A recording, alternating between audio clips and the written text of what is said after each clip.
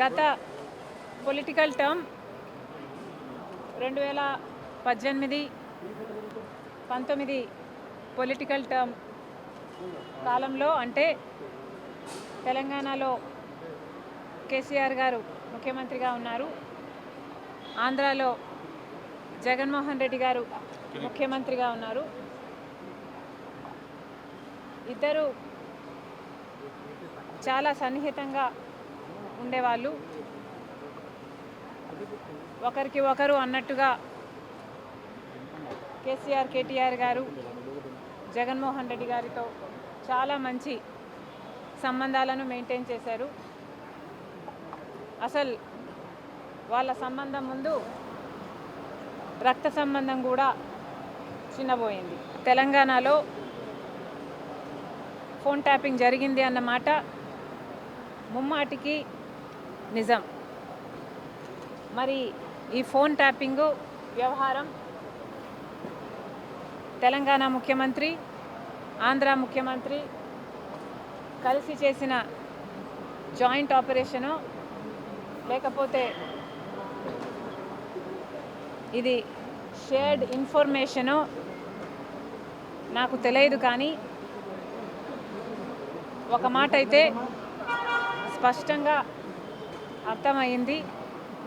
అదేమిటంటే phone tapping జరుగుతుంది. ఎంతమంది మీద జరుగుతుందో నాకు తెలియకపోయినా నా ఫోను ట్యాప్ అవుతుంది, నా భర్త ఫోను ట్యాప్ అవుతుంది, నా దగ్గర వాళ్ళ ఫోన్లు ట్యాప్ అవుతున్నాయి అన్న విషయం నాకు చాలా చాలా స్పష్టంగా అర్థమైంది. అసలు మా ఫోన్లు ట్యాప్ అవుతున్నాయి అనే అంశాన్ని నిజానికి నిర్ధారించింది వైవి సుబ్బారెడ్డి గారే. స్వయంగా వైవి సుబ్బారెడ్డి గారే హైదరాబాద్లో మా ఇంటికి వచ్చారు. మా ఇంటికి వచ్చి మా ఫోన్లు ట్యాప్ అవుతున్నాయి అన్న అంశం నిర్ధారిస్తూ మా ఫోన్లు ట్యాప్ చేసిన ఒక కాన్వర్జేషను, ఒక ఆడియో కాన్వర్జేషను, వాళ్ళు ఫోన్ ట్యాప్ చేసిన కాన్వర్జేషను నాకే వినిపించారు.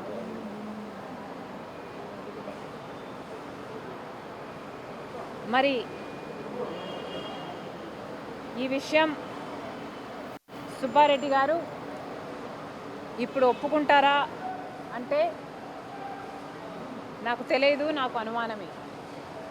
ఎందుకంటే జగన్మోహన్ రెడ్డి గారు తన సొంత మేనల్లుడు, మేనకోడలు ఆస్తి కాజేసే కుట్రలో భాగంగా జగన్మోహన్ రెడ్డి గారు సాయిరెడ్డి గారికి, సుబ్బారెడ్డి గారికి ఎలా ఒత్తిడి చేశారో, ట్యూషన్లు పెట్టి మరి మీడియాలో ఎలా అబద్ధాలు మాట్లాడిచ్చారో సాయిరెడ్డి గారు స్వయంగా చెప్పారు. కాబట్టి ఇప్పుడున్న పరిస్థితుల్లో మరి సుబ్బారెడ్డి గారు ఈ విషయాన్ని ఒప్పుకుంటారో ఒప్పుకోరో నాకు తెలియదు. కానీ ఇది నిజమని నేను ఏ ఇన్వెస్టిగేషన్ ముందరైనా చెప్పగలను, బైబిల్ మీద ప్రమాణం చేయగలను, నా బిడ్డల మీద ప్రమాణం చేసి ఇది నిజమని ఎక్కడైనా చెప్పగలను. మరి ఇలా నా ఇంట్లోనే నా ముందరే ఫోన్ ట్యాపింగ్ చేసిన ఆడియోలు నాకే వినిపిస్తే మరి నేనేం చేశాను అని మీరు నన్ను అడగొచ్చు. ఎందుకంటే ఫోన్ ట్యాపింగు అన్ఎథికలే కాదు, ఇల్లీగల్ కూడా. మరి అంత పెద్ద విషయాన్ని మా ఇంట్లో నా ముందరే బయట పెడితే నేనేం చేశాను అని మీరు నన్ను ప్రశ్నించవచ్చు. కానీ ఇక్కడ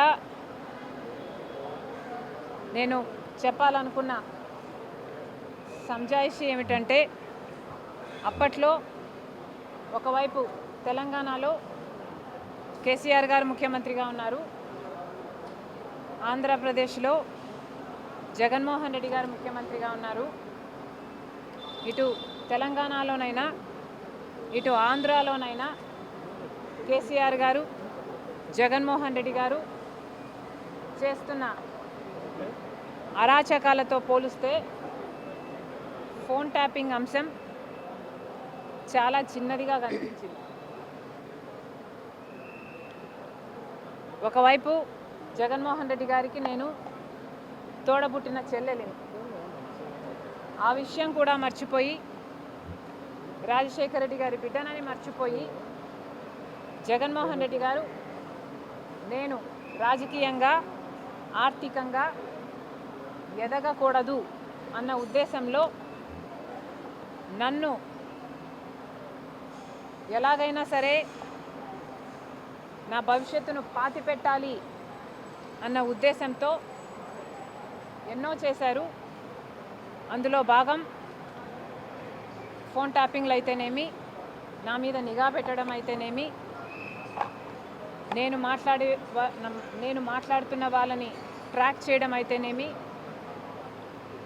నాకు రాజకీయంగా బలమయ్యే వాళ్ళని లేక నాకు సపోర్ట్ చేసే వాళ్ళని బెదిరించడం అయితేనేమి, ఇలాంటివి ఎన్నో చేశారు. అందులో భాగంగానే ఈ ఫోన్ ట్యాపింగ్ కూడా చేశారు. జగన్మోహన్ రెడ్డి గారు నా మీద చేసిన అత్యాచారాలలో ఫోన్ ట్యాపింగ్ అనేది చాలా చిన్నది. అసలు నేను ఊపిరి తీసుకోవడమే కష్టం చేశారు జగన్మోహన్ రెడ్డి గారు. కనుక ఆ రోజుల్లో నేను తెలంగాణలో పొలిటికల్ అరీనాలో ఉన్న కేసీఆర్కి వ్యతిరేకంగా పోరాటం చేస్తున్నా, జగన్మోహన్ రెడ్డి గారికి ఏ సంబంధం లేనప్పటికీ నన్ను తొక్కేయాలి అన్న గట్టి ప్రయత్నం చేస్తున్నాడు. ఇంతమంది ఇన్ని ఫోర్సెస్తో పోరాటం చేయడం వాస్తవానికి నాకు చాలా కష్టంగా ఉన్నింది. Therefore, I could not fight every battle. I had to choose which battle to fight, and ఆ టైంలో I could not afford to fight this phone tapping issue. నేను ఏ పోరాటాలు చేయాలి అన్నది నా సర్వైవల్ కోసం నేను పోరాటాలు చేస్తున్నా. కాబట్టి ఆ పర్టికులర్ టైంలో ఫోన్ ట్యాపింగ్ ఇష్యూ మీద నేను పోరాటం చేయలేకపోయినా, in spite of knowing that it's illegal, unethical and against my constitutional rights. కానీ ఇప్పుడు నేను చెప్తున్నాను, ఫోన్ ట్యాపింగ్ జరిగిన మాట వాస్తవం, ముమ్మాటికి నిజం. ఈ కాన్వర్జేషను సుబ్బారెడ్డి గారు వైసీపీ నాకు సొంతంగా వినిపించింది. ఇది నిజం. కాబట్టి ఇప్పటికైనా నేను అప్పుడు చేయలేని పోరాటం, ఇప్పుడు ప్రభుత్వాలు మారాయి, ఇక్కడ రేవంత్ అన్నగారు ఉన్నారు, అక్కడ చంద్రబాబు గారు ఉన్నారు. కనీసం ఇప్పుడైనా ఈ ఇష్యూను చాలా సీరియస్గా తీసుకోవాలి. ఎక్కడ ఏ ఎంక్వైరీకి రమ్మన్నా నేను కూడా రావడానికి సిద్ధంగా ఉన్నాను. తప్పు జరిగింది, ఆ తప్పుకు శిక్ష కూడా పడాల్సిన అవసరం ఉంది. అంటే ఎంక్వైరీనైనా మీరు ఏమన్నా ఫిర్యాదు చేసే అవకాశం ఉందా?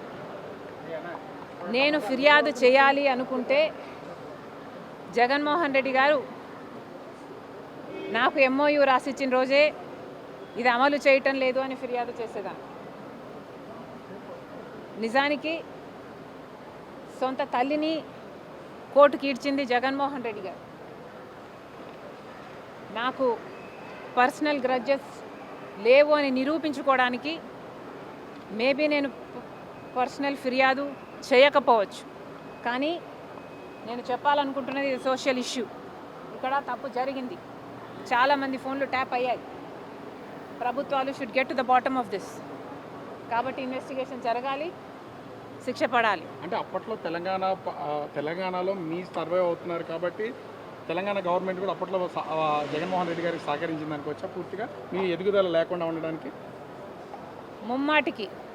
ముమ్మాటికి జగన్మోహన్ రెడ్డి గారు కేసీఆర్ సంబంధం, జగన్మోహన్ రెడ్డి గారు కేటీఆర్ సంబంధం ముందు రక్త సంబంధం కూడా చిన్నపోయింది.